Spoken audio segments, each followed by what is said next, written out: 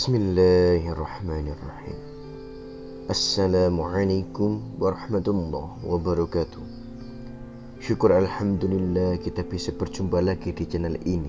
Salawat dan salam selalu dan tetap tercurahkan kepada junjungan kita Nabi besar Muhammad sallallahu alaihi wasallam. Allahumma salli ala sayyidina Muhammad wa ala ali sayyidina Muhammad. Harapan dan doa saya, semoga saudaraku semuanya yang menonton video ini selalu diberikan kesehatan, dilapangkan rezekinya, diampuni dosa-dosanya, dan dipanjangkan umurnya. Amin ya rabbal alamin. Sahabat beriman yang dirahmati Allah, pada zaman yang sudah serba canggih ini, budaya barat atau asing sudah biasa dilakukan oleh sebagian besar orang.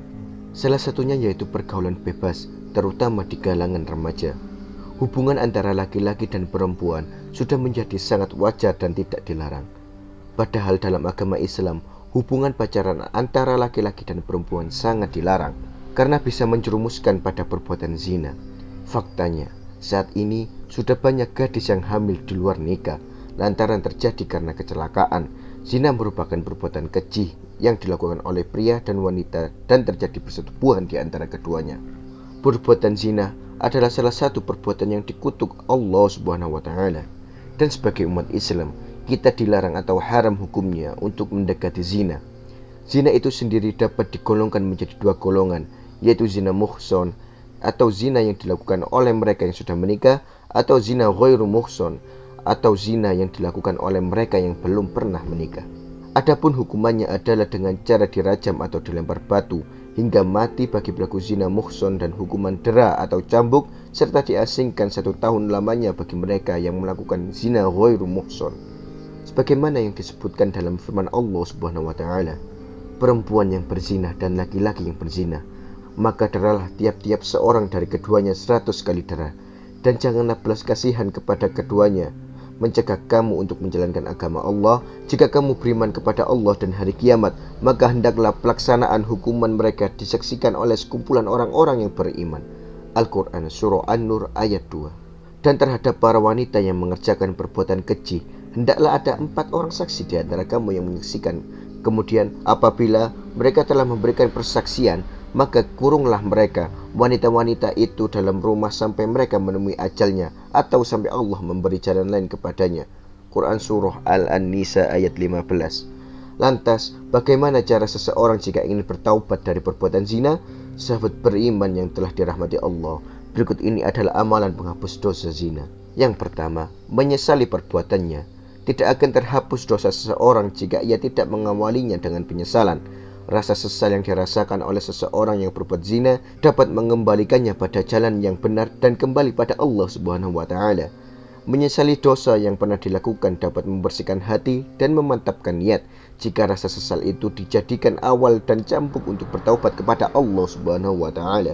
Yang kedua, taubat nasuha. Jika ingin menghapus dosa apa saja, terutama zina, maka seseorang haruslah bertaubat dengan sungguh-sungguh atau taubat nasuha. Taubat nasuha adalah taubat yang sungguh-sungguh berasal dari hati dan dilakukan karena seseorang menyesali perbuatannya. Allah memberikan janji bahwa ia akan mengampuni dosa-dosa hambanya yang melakukan kesalahan, sebagaimana yang disebutkan dalam firman Allah Subhanahu wa taala pada surah At-Tahrim ayat 8. Hai orang-orang yang beriman, bertaubatlah kepada Allah dengan taubat nasuha, taubat yang semurni-murninya. Mudah-mudahan Rabbmu akan menutupi kesalahan-kesalahanmu dan memasukkan kamu ke dalam jannah yang mengalir di bawahnya sungai-sungai.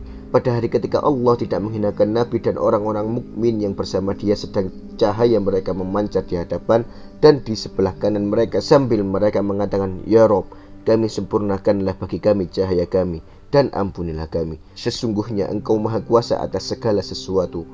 Quran Surah At-Tahrim ayat 8. Lalu yang ketiga, solat taubat. Solat adalah salah satu amalan yang dapat mendekatkan diri kepada Allah Subhanahu wa taala dan menghapuskan dosa. Seseorang yang ingin bertaubat atas dosa-dosanya dapat meminta ampunan lewat solat taubat. Solat taubat itu sendiri adalah solat sunnah yang dikerjakan sebanyak 2 hingga 6 rakaat pada malam hari selepas solat isya. Dengan mengerjakan solat taubat dan tentunya tidak meninggalkan solat wajib, dosa yang dilakukan akan diampuni oleh Allah Subhanahu wa taala. Sebagaimana yang disebutkan dalam Quran surah Al-Baqarah ayat 222. Sesungguhnya Allah menyukai orang-orang yang bertaubat dan menyukai orang-orang yang mensucikan diri. Yang keempat, perbanyak zikir dan istighfar. Memperbanyak zikir dan istighfar pada Allah adalah salah satu amalan yang menghapuskan dosa-dosa kita. Kalimat istighfar merupakan kalimat permohonan ampun dari Allah Subhanahu wa taala, dan dosa-dosa seseorang dapat dihilangkan dengan terus menyebut nama Allah. Sebagaimana yang disebutkan dalam firman Allah Subhanahu wa taala, dan juga orang-orang yang apabila mengerjakan perbuatan keji ataupun menganiaya diri sendiri, mereka ingat akan Allah lalu memohon ampun terhadap dosa-dosa mereka, dan siapa lagi yang dapat mengampuni dosa selain daripada Allah, dan mereka tidak meneruskan perbuatan kejinya itu sedang mereka mengetahui. Quran Surah Ali Imran ayat 135. Yang kelima, melakukan kebaikan pada sesama.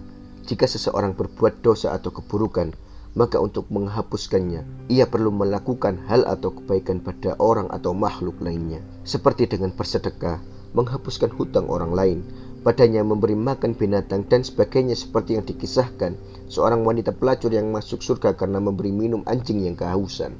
Yang keenam, berpuasa. Berpuasa adalah salah satu cara melatih warna nafsu dan kesabaran kita. Puasa juga dapat menghapuskan dosa apabila dilakukan dengan sungguh-sungguh, terutama jika melakukan puasa sunnah seperti puasa Arafah dan Asyura. Kemudian yang ketujuh, memperbanyak membaca Al-Quran. Al-Quran dapat menjernihkan hati, dan membacanya tidak hanya mendatangkan ketenangan, akan tetapi juga menghapuskan dosa seseorang. Sebagaimana yang disebutkan dalam hadis riwayat Muslim, bacalah Al-Quran karena sesungguhnya ia akan datang pada hari kiamat untuk memberikan syafaat kepada pembacanya. Sahabat beriman yang dirahmati Allah, demikianlah amalan-amalan yang dapat dilakukan untuk menghapuskan dosa zina. Seseorang yang melakukan perbuatan zina tersebut wajib bertaubat dan memohon ampunan kepada Allah Subhanahu wa taala. Wallahu a'lam bishawab. Demikian yang bisa saya bagikan. Semoga bermanfaat untuk kita semua. Amin ya rabbal alamin. Assalamualaikum warahmatullahi wabarakatuh.